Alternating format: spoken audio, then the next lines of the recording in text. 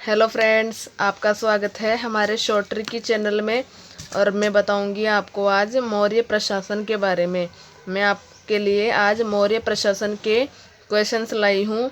मैं आपको एक एक करके मौर्य प्रशासन के कुछ इम्पोर्टेंट क्वेश्चन के बारे में बताऊंगी। तो आज का हमारा पहला प्रश्न है आज का, चंद्रगुप्त मौर्य किस जैन भिक्षु के शिष्य बने। तो चंद्रगुप्त मौर्य किस जैन भिक्षु के शिष्य बने? भद्रबाहु के। फिर आता है हमारा दूसरा प्रश्न है हमारा, अशोक मौर्य का पीएम कौन था? यानी अशोक मौर्य का प्रधानमंत्री कौन था? अशोक मौर्य का प्रधानमंत्री राधागुप्त था।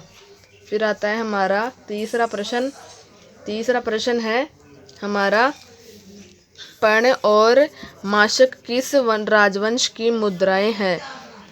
ये हमारी मौर्य वंश की मुद्राएं हैं। मैं ये सारे प्रश्न आपको मौर्य प्रशासन से संबंधित ही बताऊंगी।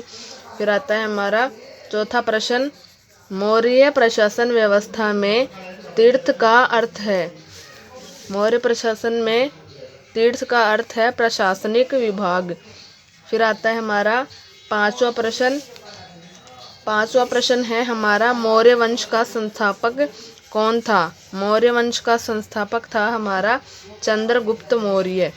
फिर आता है हमारा छठवां प्रश्न है हमारा, सांची का स्तूप किसने बनवाया? सांची का स्तूप बनवाया अशोक ने। फिर आता है हमारा सातवां प्रश्न है हमारा, मौर्य काल की भूमि दर क्या थी? मौर्य काल की भूमि दर थी उत्पादन का 1/4 से 1/6 तक थी। फिर आता है हमारा आठवां प्रश्न है हमारा, मौर्य नरेश वृद्धत की हत्या का उल्लेख किसमें मिलता है?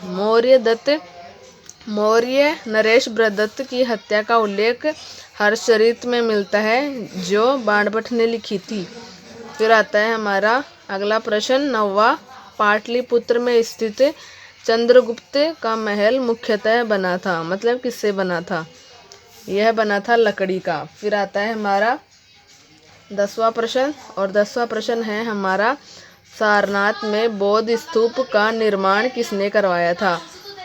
सारनाथ में बौद्ध स्तूप का निर्माण अशोक ने करवाया था।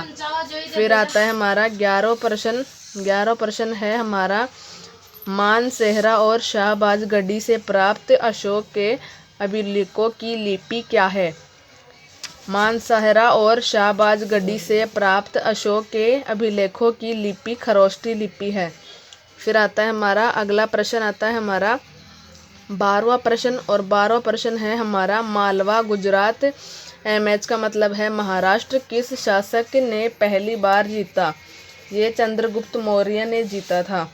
फिर आता है हमारा 13वां प्रश्न है, मौर्य कालीन इतिहास का सबसे अच्छा स्रोत है। ये हमारा अर्थशास्त्र है, सबसे अच्छा स्रोत मौर्य कालीन इतिहास का। फिर आता है हमारा 14 नंबर का प्रश्न, मौर्य प्रशासन में उपाध्यक्ष प्रभारी अधिकारी थे। वन संसाधन। फिर आता है हमारा 15वां प्रश्न है, अशोक ने किस अभिलेख में कलिंग युद्ध का वर्णन मिलता है? अभिलेख में 13वें अभिलेख में हमारे कलिंग युद्ध का वर्णन मिलता है।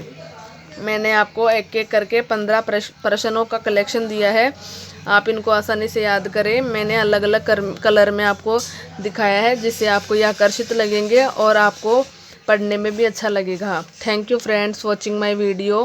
Please subscribe my channel short trick की। Thank you.